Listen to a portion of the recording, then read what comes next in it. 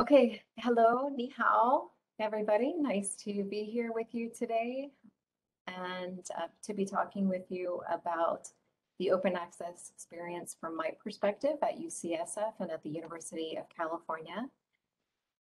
Thank you very much, Anne, for inviting me today and to TMLA for inviting me today. My name is Annalisa Taylor, and I am at the University of California, San Francisco Library. My position there is the head of scholarly communication.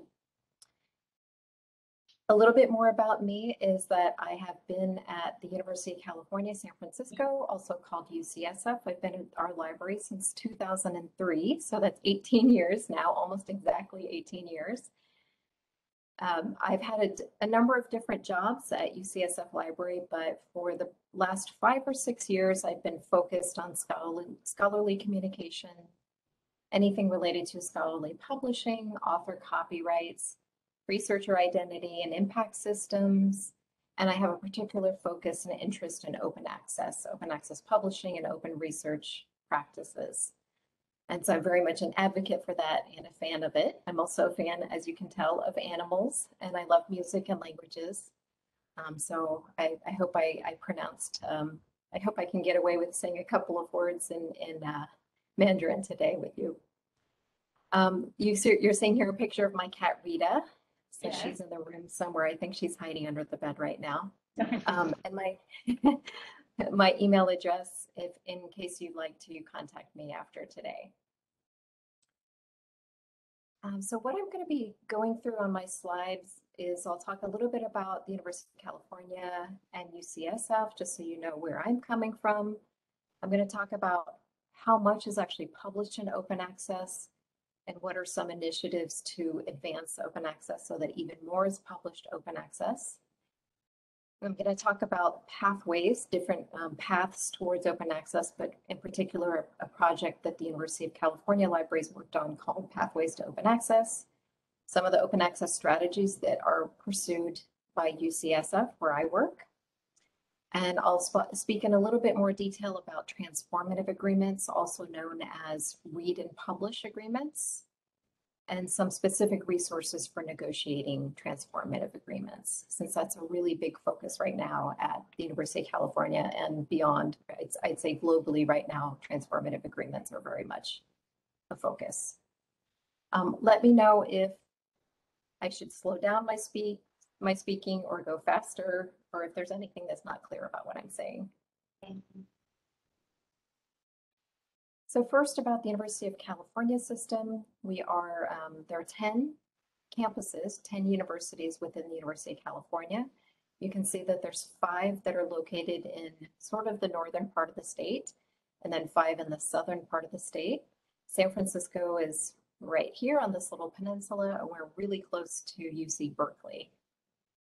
UCSF is unique within this system because we're a health sciences university. So we only focus on health sciences. There are professional programs in dentistry, medicine, nursing, and pharmacy. And then there are graduate programs in health sciences and biomedical sciences. So we don't have any undergraduate students who are getting a bachelor's degree. Everybody is at a more advanced level at UCSF. UCSF is a very research-intensive institution. In the United States, we are the second highest recipient of grants from the National Institutes of Health, the NIH. So there's a lot of research that's done at UCSF and a lot of publications as well. As an example, in 2020, there were 8,500 articles that were published by UCSF authors, and that's just counting research articles and review articles. So if you were to look at other types of articles like conference proceedings or letters to the editor, that kind of thing, the number would actually be above 10,000. So UCSF publishes a lot every year, and I would say that's true for the other UC, the large UC campuses such as UC Davis, UC Berkeley, UCLA, Los Angeles, and then UC San Diego. The 5 of us are very heavy in the publishing realm, but there's research done widely across all 10 campuses. So altogether, University of California authors publish 50,000 articles every year. So we're really, really big system. There's a lot of research that's done across the University of California and across the state of California. And in 2018, when we started really making a focus towards going towards transformative agreements, only 15% of articles that were published with a UC author were freely available upon publication. So that means that they were published in open access journals. And so you can see, 15% is pretty low. So we were really interested in seeing what we could do to make it so that that percentage went up even more. Looking at publications beyond the University of California, so if you look at all publications from all authors around the world and in all disciplines, and this is what these graphs are showing you, is a study that was done by Piwowar, Heather Piwowar et al. Her last name is really hard to say, Piwowar. And there was an article that they published called The State of Open Access, where they were trying to get at this question of how much of what gets published in scholarly journals is actually open access. And so what this chart is showing us from their study is that they looked at all publications that were available in the Web of Science database that had a DOI. And you can see that this gray color here, which represents closed access, is still the majority of what gets published, even if you look at the most recent year of this study, which was 2015. They also broke down content that was open access by these colors that they classified. So green being content that's available through institutional repositories or through subject-based repositories. And then the yellow and the orange colors represent gold open access, which is content published open access on the publisher's platform.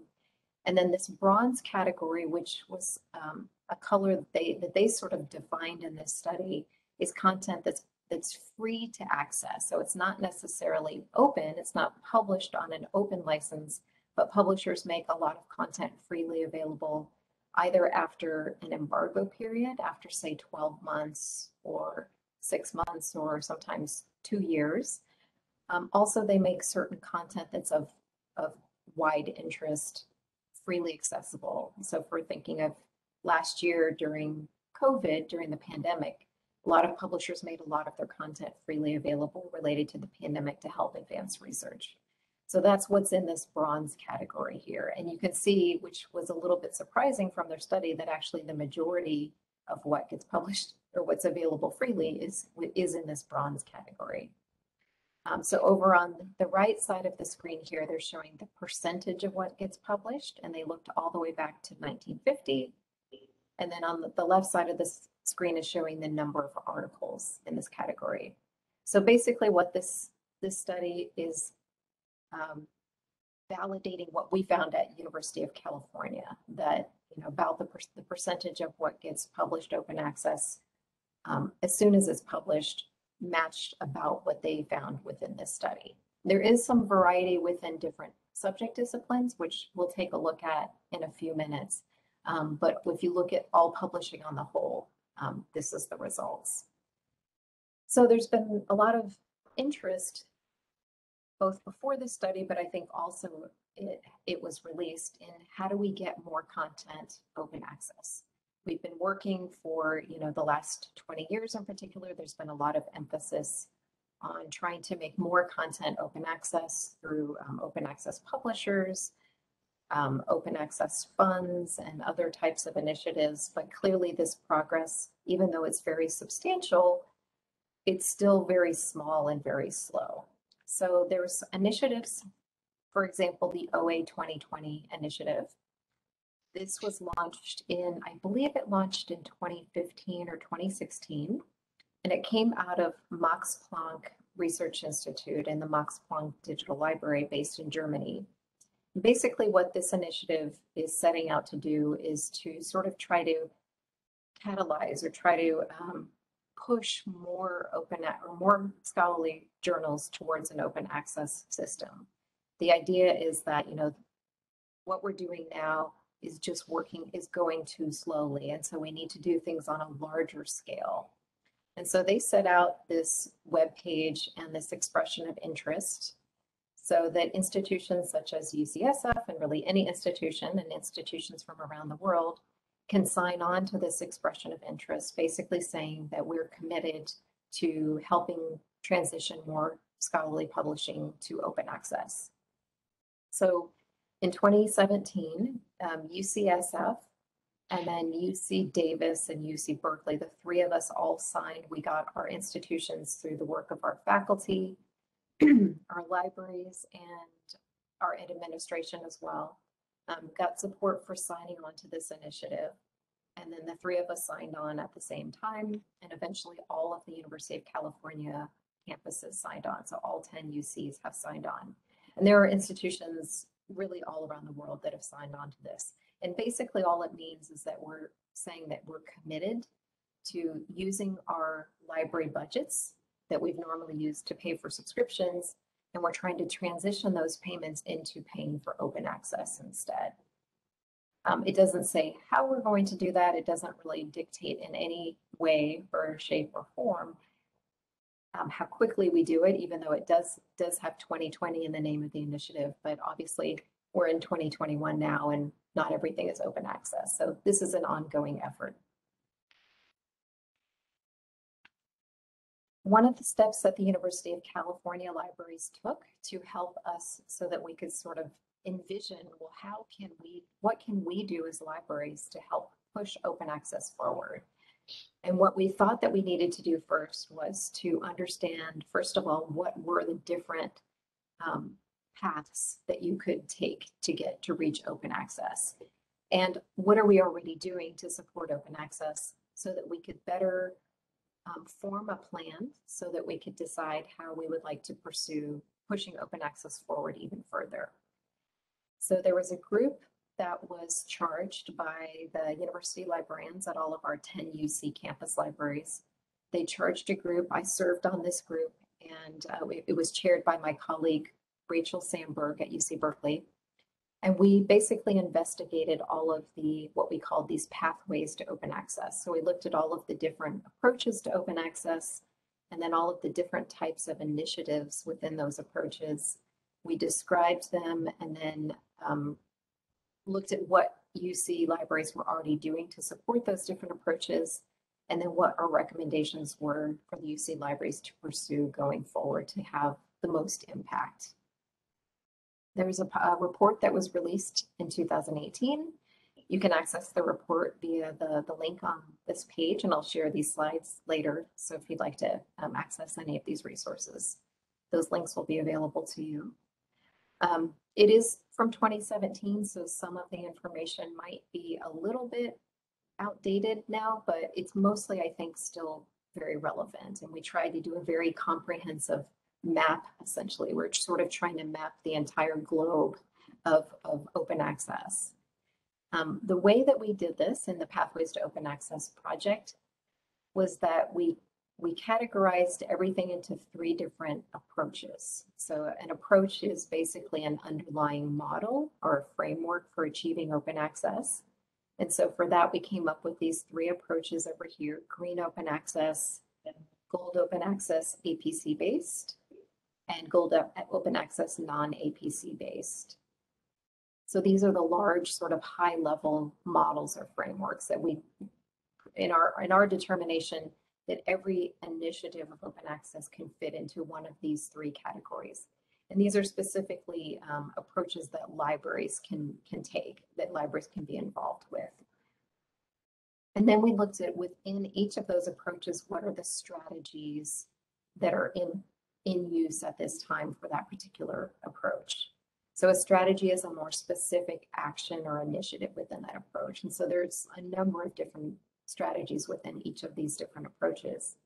And then for each of these approaches and strategies, we considered the nature of it. So we described what that particular approach is about, and then we described the strategies as well, the challenges and the opportunities for each of them, so that we could sort of give a little bit of context for each of those approaches. So just to clarify what our definitions were of these different approaches, green open access basically means when an author is submitting a preprint or a postprint version of a journal article to an institutional repository or to a subject-based repository, such as a repository that's managed by a funder, like in the United States, the NIH, the National Institutes of Health, has a subject-based repository. And so a preprint basically is the manuscript of a journal article before it's gone through peer review. The postprint is that manuscript after it's gone through peer review, but it's not the publisher's final version. So either of those versions of a manuscript would be considered green open access. And then gold open access, which is APC based, APC being an article processing charge. And this is basically when an author is having, they're submitting their work directly to a publisher, and then they're paying an article processing charge once the article is accepted for publication. So either the author is paying for that article processing charge, or their institution or their funder is paying for that article processing charge. So the idea is that there's a per article transaction that's happening. And then there's also gold open access that is non-APC based. So that's basically where the cost to publish or produce an article or book content is paid for by funds from libraries or professional societies or government entities or some other fund. So it's not based on an article by article or a book by book transaction. So I'll give some examples of these approaches and strategies. So within green open access, some examples of strategies are having an institutional open access policy, such as at the University of California. We have 2 open access policies, one for faculty and one for staff. And that allows authors to deposit their, usually a postprint of their manuscript after it's been accepted for publication. And then we have an institutional repository where they can deposit that. With funder policies like the National Institutes of Health in the United States, they have a public access policy, and that's been very, very effective at getting a lot of journal articles that are freely available in PubMed Central, which is their repository. Canada, also their Institutes of Health Research has a similar OA policy. And there's a lot of other funders, but those are just a couple of examples. So that would be considered a green open access strategy. And then also preprints has gotten a lot more attention and really grown in popularity with health sciences disciplines. I think in particular last year, because of the COVID pandemic, because of the fact that there was so much interest in getting research out there as quickly as possible so that it could help or getting studies and case reports and so forth out there. And so preprints was a big way that people were doing that. So depositing a preprint into a server such as medRxiv, preprints.org, or ResearchSquare. And with this model, with green open access, authors don't have to pay anything. So that's one big difference between at least some of the gold open access models, is that there's no fee for authors. The costs are basically borne by the institution, like in the case of the University of California, our institutional repository, we pay for that. And then for funder policies, the funder typically will pay for that. So authors don't have to worry about paying for anything. With gold open access, APC based, very commonly the model the strategy that we see here is that an author pays the article processing charge through their grant funds. So that's the most common way, I think, at least historically, that APCs have been paid. There's also strategies where the institution, through the library, usually has an open access fund which authors can apply to. So UCSF has a fund like that. I actually manage our fund. And authors can ask for funding if they don't have any grant funds, and if it's for a publisher that we don't have a transformative agreement for. Another strategy, talking about transformative agreement, is these read and publish and transformative agreements. And this is basically where the institution signs an agreement with a publisher, and it's so that the institution will be paying all of the APCs for the individual or helping authors pay those APCs.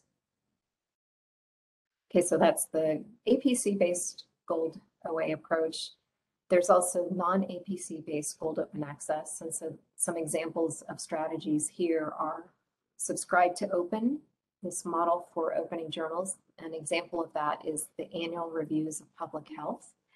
So the publisher basically makes their journals, you have to subscribe to the journals and they have to have enough people subscribing. Once they reach a certain threshold, a certain limit or level of subscribers, they can then open up the content freely for everybody. But they have to get enough people subscribing first before they open it up. So that's the Subscribe to Open model. And Annual Reviews and a number of other publishers now use that model.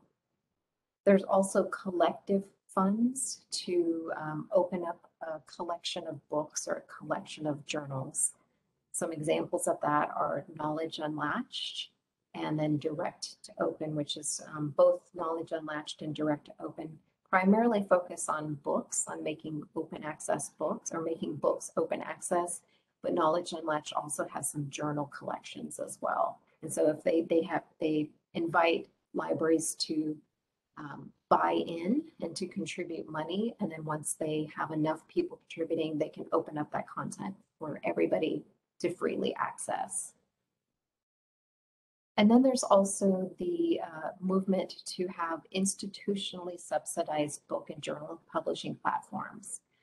So some examples of this are eScholarship at the University of California. So authors from the University of California can host journals on eScholarship. It's a very low cost platform and it's completely free for authors and editors to set up their journal there. And often there's no cost for authors to submit their work and have their work published there either.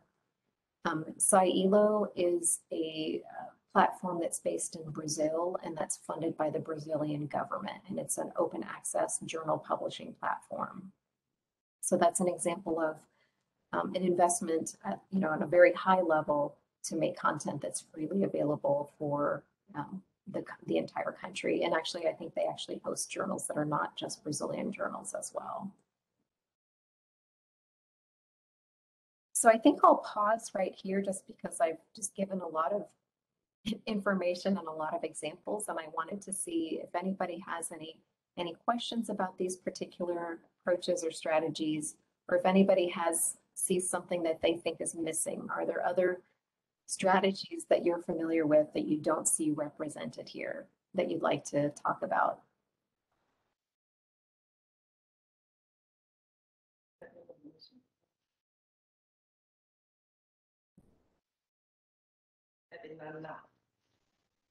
Seems okay now.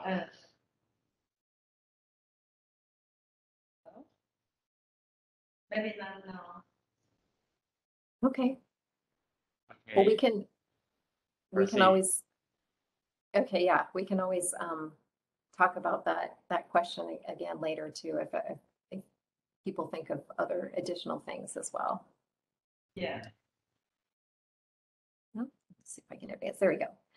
So aside from these sort of different approaches to open access, there's also what we came up with in this report that we did, the Pathways to Open Access, is that we identified what we called universal strategies to advance open access. So these are things that really could apply to green open access or gold open access, either form of gold open access. And these are all the things that basically that the library can do or the institution can do to help support and to advance open access. So I put some examples on this slide of what we identified are universal strategies. So this is things like supporting journal editors. Let's say you have a faculty member at your university who's a journal editor, and this faculty wants to transition their journal from a subscription base to an open access journal. So the library can be in a position to provide information about what that would entail. What are some of the business models that they might want to consider? What are the different publishing platforms they might want to consider that will support an open access journal? There's also libraries using our budgets to help invest in these scholar-led publishing platforms like eScholarship, like I mentioned at the University of California, and then the infrastructure that helps support these platforms and that helps these platforms be interoperable with other scholarly publishing tools, because that's also very important, is how a platform interoperates with other systems. There's engaging with the campus author community and the campus administration about open access. So just providing information about open access, providing support so that authors can understand what their options are for publishing open access. And then there's augmenting discovery and visibility of OA scholarly journals, for example, or scholarly books. So basically this means if you have your library catalog, you can add open access resources to that catalog, or if you have a single search platform for searching library catalog and other library databases, make sure that that search system is including open access resources in there, because that helps bring open access resources so that they're more visible to researchers. And then there's also just hiring and training staff. So using existing staff to be able to support all of these open access publishing initiatives, open access policies, and so forth. It might mean that you need to hire some additional staff, or you might need to use to have somebody start doing, who's doing something now, and stop doing that and start doing this, because it definitely does require a good amount of time and a good amount of training for all of us to get completely up to speed, and so that we have enough knowledge and skills about all of these resources. I saw that there was a question about Diamond Open Access. Yeah. It looks like it got answered, but I'm not quite sure how to see the chat anymore. So, but yes, Diamond Open Access is that. Yeah, we decided. I think that the Diamond Open Access, basically in the report that we did for Pathways to Open Access, basically that would fall in that Gold Open Access, non-APC based.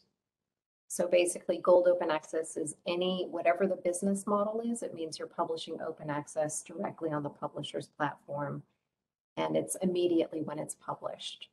So whoever pays for it, whether it's an APC or whether it's paid for by the funder, there's societies, sometimes there's societies that they completely cover the costs for publishing open access. So authors don't have to pay, libraries don't have to pay. Those are the best, in my opinion, because they don't rely on us libraries having to pay, but there aren't that many that do that.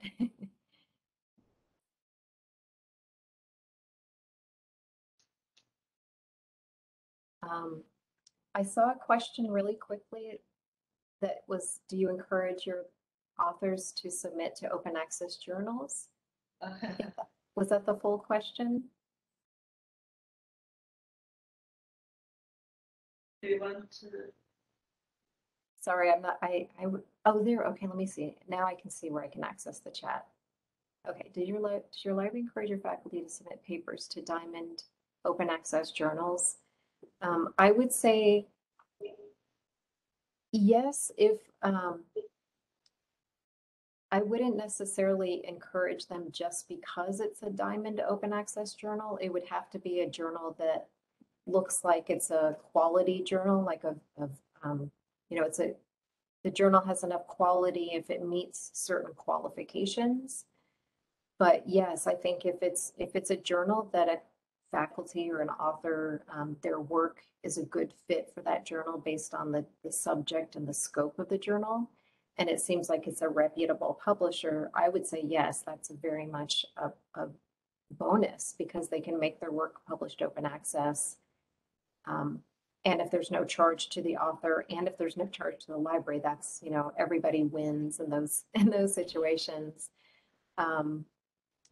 Unfortunately, I feel like in the health sciences, there aren't that many of those Diamond journals. It's just yeah, there just haven't been that many in our field. Or there aren't that many, it seems like, that have a big audience, I feel like, in the health sciences. So.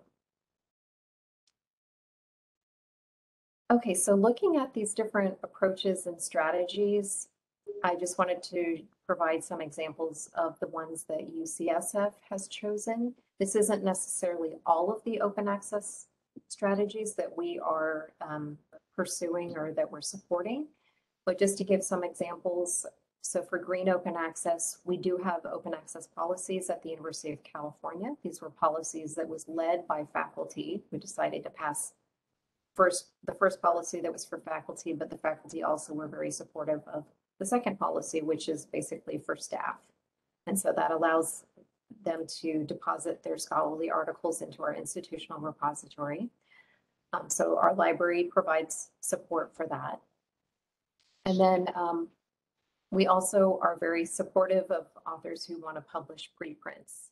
And this got a lot easier last year during COVID because if people in the health sciences or clinical medicine weren't believers of preprints before last year, I think last year really changed a lot of minds because of COVID. But we do have a resource page, like I put together a web page to talk about preprints and then to recommend some or to point people to different preprint servers that they might want to use. And then if anyone is ever asking about preprints and whether that's something that's trustworthy or something like that, I try to really talk up the benefits of preprints. In addition, we have an open access publishing fund for UCSF authors. So that's a gold open access APC-based strategy. And authors can apply for journals that are fully open access and that are not covered by any one of our transformative agreements. We also have a supporter membership for Biomed Central journals. We've had that in place for over 10 years at this point, and that's all University of California libraries have this. So our authors get a 15% discount off of the article processing charge in Biomed Central journals. And then I was talking about that annual review subscribe to open model. So we were subscribers to annual reviews journals before they had the subscribe to open model. So this one was really easy for us. It's like, well, we're already paying them for a subscription. We do still want to have access to their content. So let's keep our subscription going. And that way we're helping to make that content open to all readers all around the world. And that's something that we plan to continue to support. We also provide a library supporter. We are a library supporter member every year for the Online Library of the Humanities. And this is a gold open access non-APC based model where libraries pay a flat rate. And then authors from our institutions can publish articles in their journals and there's no APC. The author doesn't have to see an APC charge. And the rate is just a flat rate. It's not based on an APC or how many authors have published or anything like that. And then again, for universal strategies, for all of these strategies that UCSF is pursuing, we're providing the expertise, we're providing support, we answer questions for our users, and advocacy as well in many cases.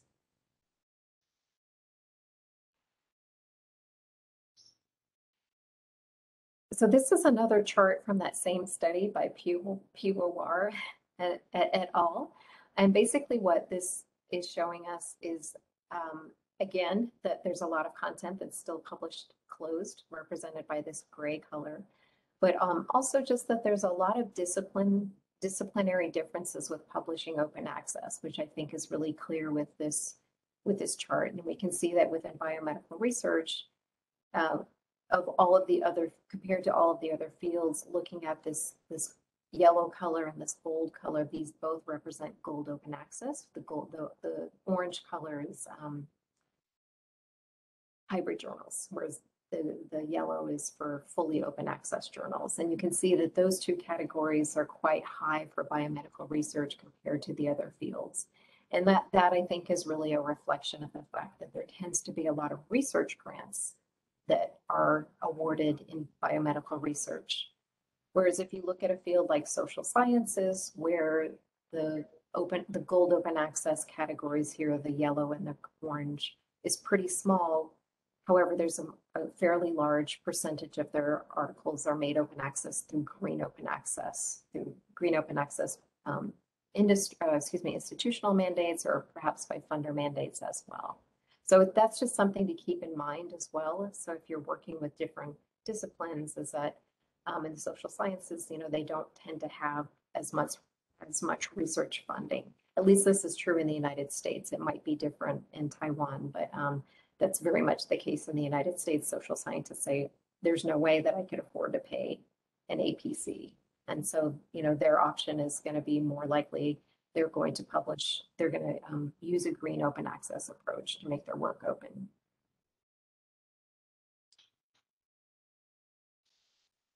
Okay, so focusing on transformative agreements, because there's so much attention right now on transformative agreements. This is also known as read and publish agreements. I feel like 2 or 3 years ago, I always heard them talked about as read and publish agreements. And then people started talking about them as transformative agreements. So that's, when I say transformative agreements, that's what I'm referring to here. And the definition that is provided on this screen comes from this organization called Efficiency and Standards for Article Charges, which is called ESAC. And basically, a transformative agreement is a contract that's negotiated between an institution. Usually it's going to be between the library or a national and regional consortium and the publisher. So it's a negotiation between the institution and the publisher in which we're taking the money that we used to spend on subscriptions and we're repurposing that money to now support open access publishing instead. So it's basically transforming the business model that underlies scholarly journal publishing so that we're no longer just paying for toll access or subscription access, but we're now paying the publishers what we negotiate is, or what we think is a fair price for open access publishing services. And very commonly with these agreements, at least the way they are right now, is that a portion of what we're paying the publisher is covering the access part of the agreement. And so that's the read of the read and publish. And then another percentage of what we're paying them is covering the publishing fee. So that's the way the University of California has negotiated these agreements, is that we basically come to an agreement with a publisher which percentage or which amounts of what we're paying them is covering which portion of the service that they're providing to us. What's really important with transformative agreements, and this is something I think that's quite different from what libraries have done in the past, is because we're basically trying to transform this business model, and we're trying to have our library funds to pay for something that we're not used to paying for, which is the publishing fees and open access publishing fees in particular. It's very important for libraries to be prepared for these kinds of negotiations in a way that we maybe weren't prepared for when we were negotiating just for subscription access. So I'm going to talk about that aspect of being prepared and gathering data for these negotiations. The big thing that you want to be looking at, and there's lots of different things you want to look at, but I think one of the first things that's important to look at is just where are your authors publishing? And so what this slide is showing you is a couple of visualizations of the top 20 journal publishers for authors that are from the United States over here on the left, and authors that are from Taiwan over here on the right. And these are corresponding authors from these countries. This is based on data that's available in the Web of Science database, and it's also from 2014 to 2018. So just keep that in mind, is that this isn't the most recent data. But what this study found is that they basically pulled all this data for all publications for all countries. And so it's a nice, really easy thing to go and pull up. And you can see, like for the United States, looking at just the corresponding authors, so not any article, but only articles where there's a United States corresponding author, or likewise Taiwan corresponding author. For those articles, we can see here that there are 5 publishers that make up more than 50% of everything that gets published in the United States. And when we look at the example for Taiwan, we can see that there are 4 publishers, and they're almost exactly the same publishers. And so this is just showing the top 20. All of the ones that are 21 and higher are gathered in this other category.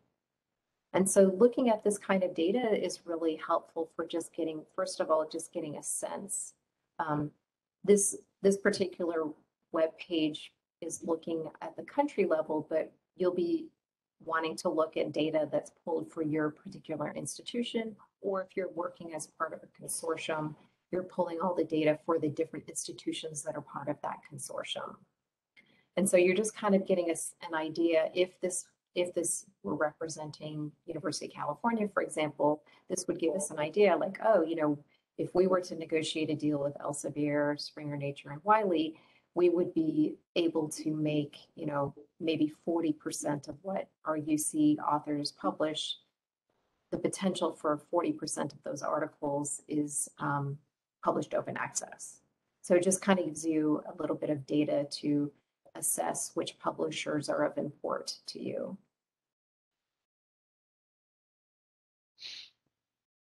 This slide and the next slide that I have, I basically borrowed these from my colleague at the California Digital Library.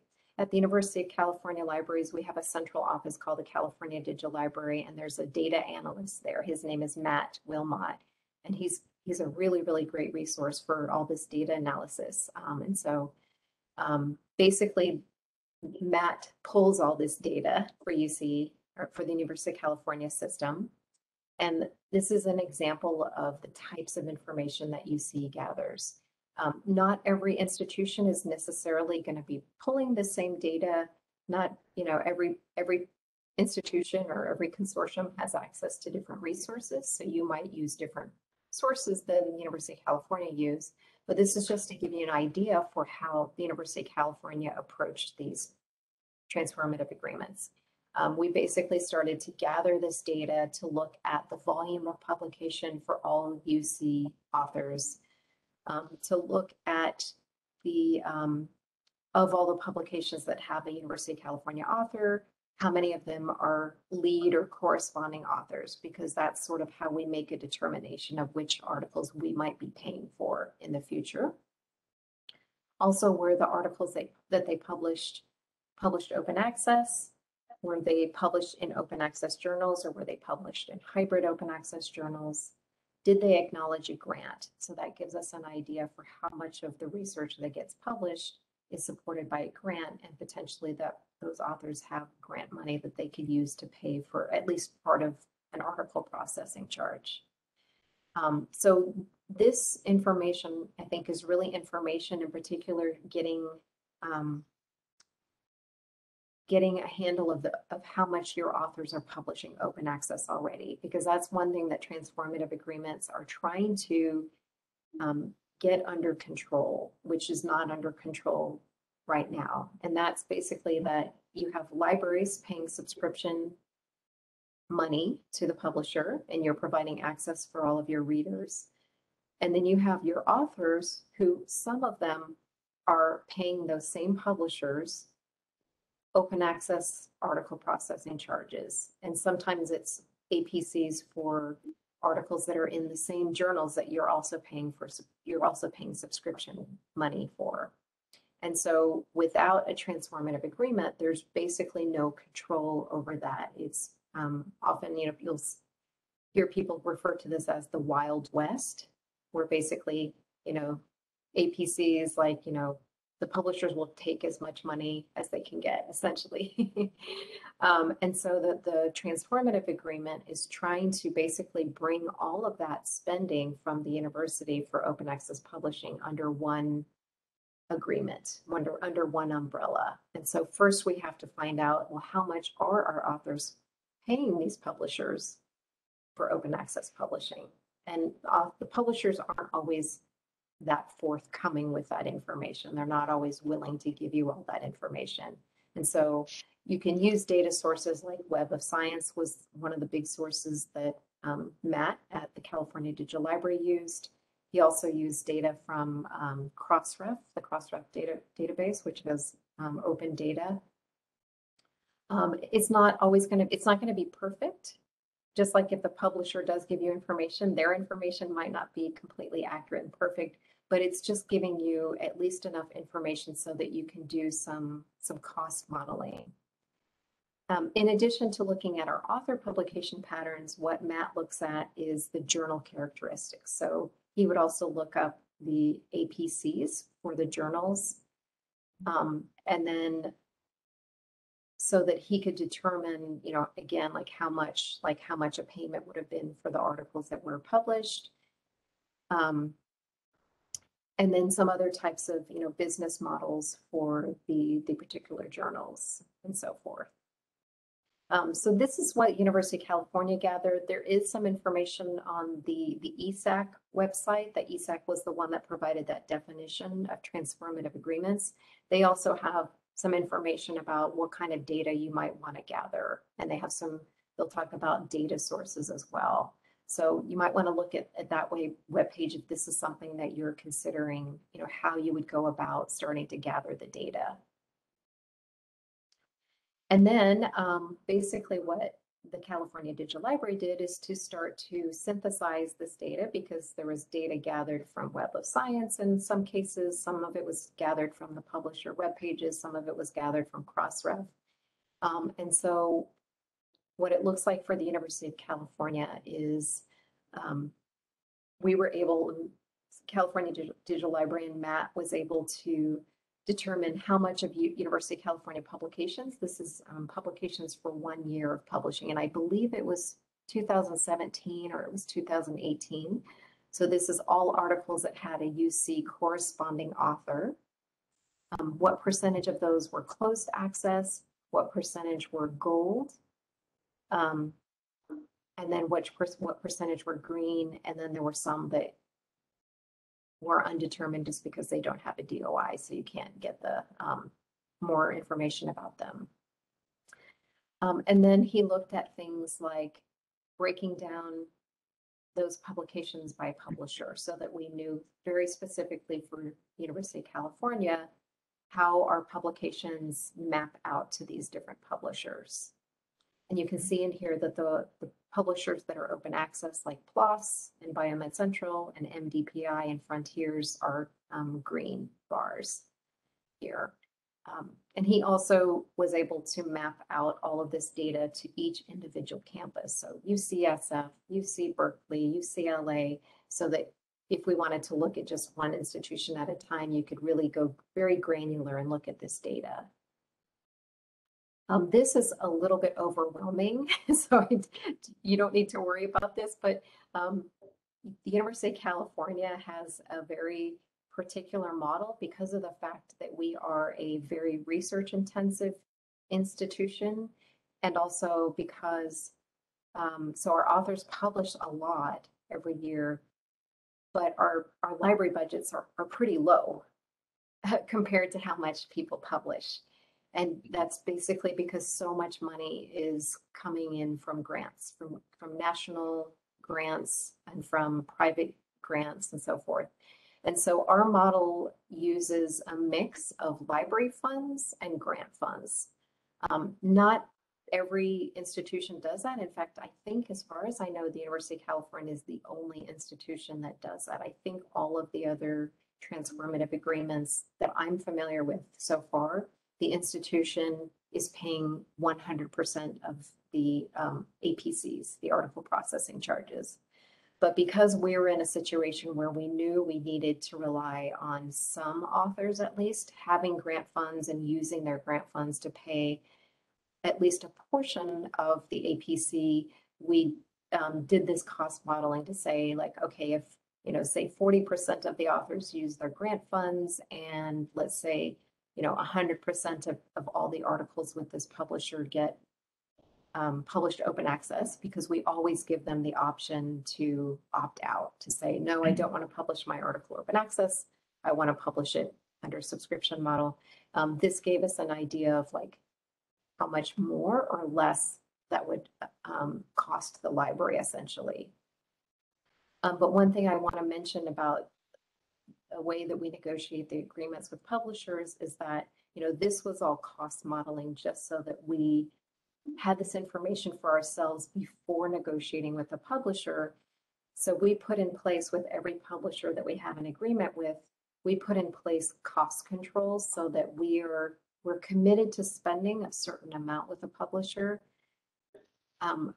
But we also have protections so that if our authors publish more articles than we were anticipating beforehand, so if they get up to, you know, over 100%, we only have to pay, usually we keep that at 2% over the amount that we've negotiated with a publisher. And likewise, if our authors underpublish, if they publish fewer articles than we anticipate that we budgeted for, we are still committing to spending a certain amount with a publisher, but we go below by 2%. So we have a 2% buffer, both on the upper end and on the lower end. So this is one way that we've come to an agreement with publishers, is that we are protecting them as well as protecting ourselves. And so that's one thing that publishers like, because we're not saying, well, you know, if we published, you know, 50% of the articles that we budgeted, we are going to pay you, you know, a lot less money. They like to know that they're going to have a certain amount of money coming in. And then this is, again, a lot of just the modeling that Matt has done. A lot of the tools that Matt developed are available if this was something that you were interested in trying out for yourself. He basically has these formulas that are built into Excel spreadsheets. And so you plug in the data. You do have to do some work to gather your own data, but this allows you to sort of model and see how much, like depending on what the publisher is and the APC is for that particular publisher, how much you are able to subsidize those APCs. Whether it be like in our case, we just have a base fee of $1,000 subsidy. And then if our authors have grant funds, we ask them to pay the rest of that APC. If they don't have grant funds, they can ask the library to pay 100%.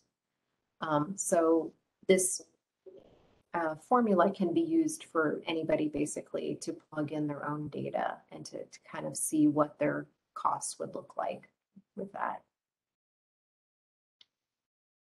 And then just one more data point that Matt organized was he was able to break down UC's publications by discipline as well, so that we could also see for UC authored publications, and then looking by discipline, how many are closed access, in this case represented by red, green open access, and gold open access. So we can really drill down to our specific information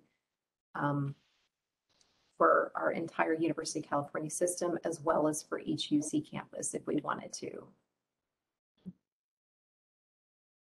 So in addition to gathering all of this data, we think that this is a really important first step before you actually go out and start building up faculty, library, and campus support for negotiating transformative agreements. And the reason for this is because, you know, for one, we're trying to do something very different here. We're using library money to do something different.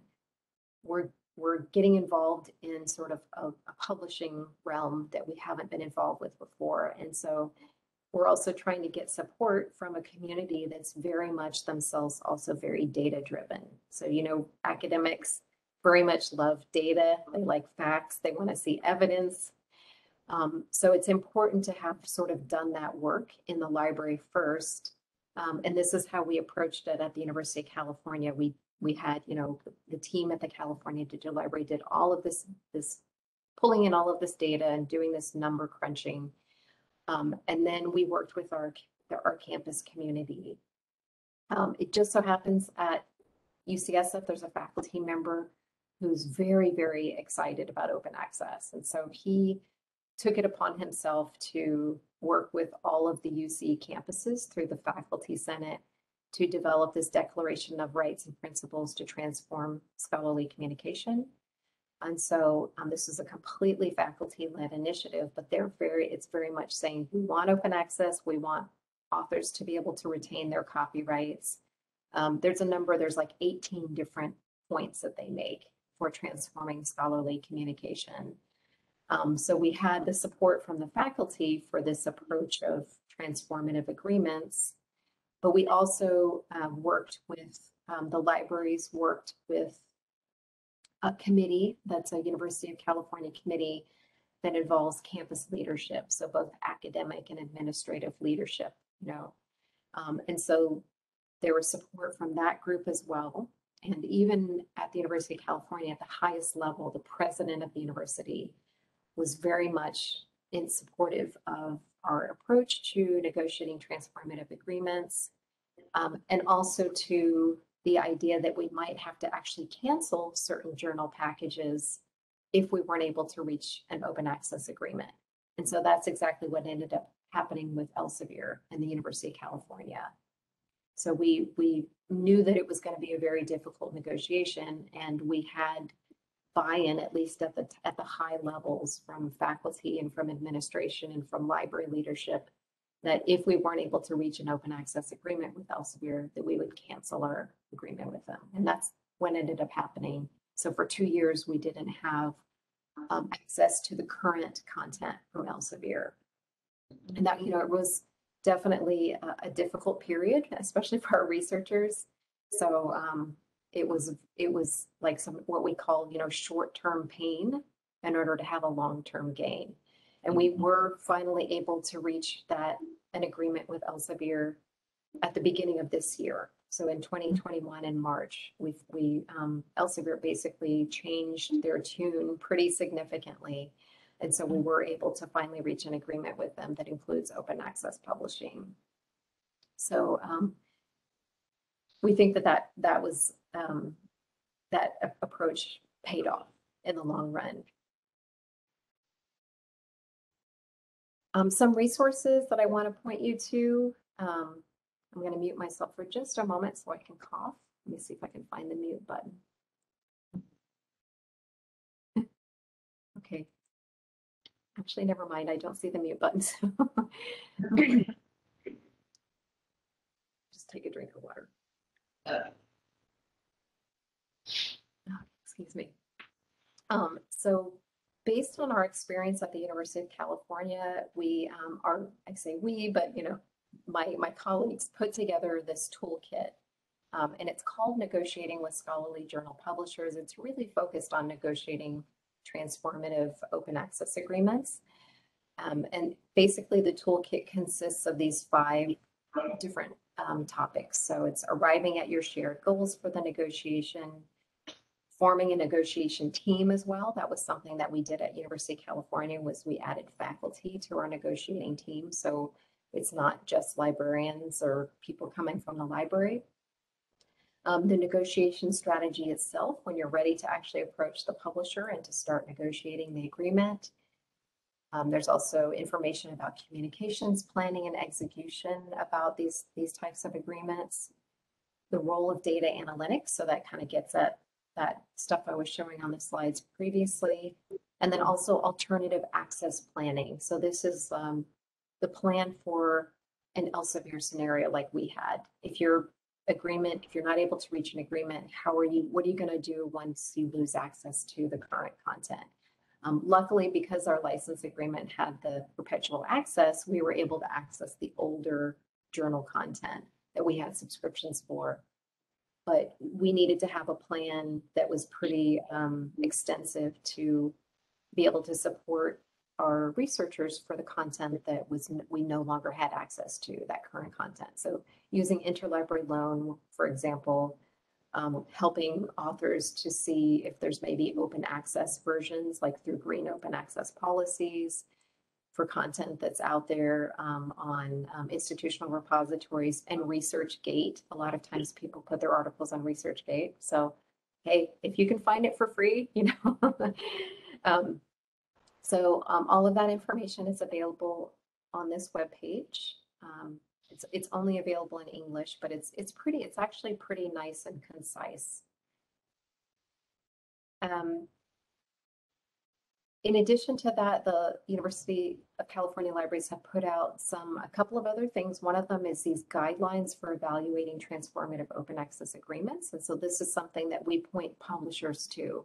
If publishers say, because sometimes the smaller publishers in particular are, you know, the society publishers, maybe they want to have an open access agreement with the University of California, but they're not quite sure, you know, how do I go about it? What are you looking for? So we'll point them to this, and there's things on there like, this is just some examples that you see here. We're looking for an agreement where authors retain copyright to their articles. We're looking for agreements where our subscription fees are being redirected, they're being transformed into fees for publication so that we don't have these double payments, the double dipping phenomenon that goes on. Also that we want the terms for these agreements to be publicly disclosable. So that's a big thing that we, and I know, you know, a lot of other academic institutions are trying to change, because as you all know, with traditional subscription agreements, the publishers often want the terms to be private so that other institutions can't see how much you're paying and what you're paying for. That benefits the publishers, but it also benefits the library sometimes. Like if a library does a particularly good job of negotiating, you know, that can be to our benefit. But we decided, because we're doing this differently, we're trying to negotiate a different type of agreement, this is the time to end that practice. So no longer having a non-disclosure agreement where you're not allowed to share the terms, so that everybody can benefit from, you know, the work that we've all done. And then things like, you know, that we want the publisher to be in alignment with academic mission and values. A couple other things, and I want to wrap up quickly because I know I've been talking for a long time. But just to point you a couple of other things that we've put together is, you know, because we often also get questions from publishers sometimes, or authors also, who are like, oh, what about this publisher? When are you going to have an agreement in place with, you know, they'll name a publisher, often it's a society publisher. And so we did come up with this this model of how we determine, because we're not, you know, we are definitely interested in the publishers where we have a lot of articles published every year, because you're going to just get a lot more content that's made open access. But that's not the only thing that's not the only motivator for us. We also are considering other things like maybe if there's a publisher that's a smaller publisher or a medium-sized publisher, but they're very much ready, because I mentioned that University of California has this very specific model where we're using partially library funds, partially grant funds. Not every publisher can accommodate that because it's something that they haven't had to do before. So some publishers come to us and they say, we can do that. We can accommodate the way that you want to do this. Whereas others say, oh, that's going to take us 2 years. So we right away have to say, okay, we'll talk to you. We'll talk to you next time. So there's other things. There's other, like if there's a lot of interest from faculty, for example, if a lot of faculty are advocating for a particular publisher, if there's, you know, there's a lot of alignment with our core values, that's another consideration. So it's sort of, you know, the publishers that meet these criteria would be, you know, our, you know, top priority, and then this is second priority, and then this one next. So this would be 1, 2, 3, and 4. So that's kind of how we're looking at this right now, because you can't negotiate with all publishers at once. You know, you have to pick and choose which publishers you're going to try to arrange these agreements with. And this page, there's a web page also where this, there's also some other information on that web page that's available from this link here. And this graphic is just to give you a snapshot of the impact of transformative agreements. So we were talking earlier about, how there's these initiatives to try to push, like, let's try to push the publishing further along, and that the transformative agreements is the way that I think a lot of institutions now are approaching this. So don't worry about the colors, because there's actually like the same color is used, reused 3 times. So, but this is another data point that's available from that ESAC webpage. And this just to show you from the first transformative agreement in 2015, just the volume of what gets published. And this is 2021, so the year isn't even over yet. So it's just to sort of demonstrate just the impact that transformative agreements can have. And also just take in consideration that they're basing this off of the institutions that have registered their agreements with ESAC. So there are some institutions that haven't actually registered their agreements. So there's there's the potential to really, really push a lot more content to be open access through these agreements. And so, we're a little bit early in the game at University of California, as far as like, we don't really have a lot of data yet to show how much impact it's had for our authors. But I might have something I can share by the time the October TMLA meeting takes place. I might be able to get some data about our specific publications at that point. And these are the publishers that the University of California has transformative agreements with. We have 11 so far, and all of them except for the first one here, Association for Computing Machinery, all of them are using that model that I talked about, where we automatically pay the first $1,000, and then we ask authors to let us know if they need the full funding available from the library, or if they have grant funds to pay the remainder. And then with some of the publishers, there's also a discount, like with Elsevier, there's a 15% discount with most journals and a 10% discount with others. The Association for Computing Machinery is the only one. We basically pay 100% of the APC. So we were able to come up with a reasonable agreement with the publisher for that. And so our authors don't have to pay anything. And there's more information about all of these agreements at this webpage here. We have probably more information than you ever wanted to know for each one of these agreements. Even our authors don't read these web pages. They just come to the library with questions. And then some references, some resources, some additional resources that I didn't include links on the slides, information about our open access fund, about our open access policies. I talked about ESAC, and I think they're a really great resource for providing guidelines, information about data analytics and workflows. And it's all about transformative agreements. And they also have the registry there. So you can go and look at the details about transformative agreements that other institutions have signed. So that's a really, really helpful resource. Okay, and with that, I wanted to say thank you, Shay. I hope I said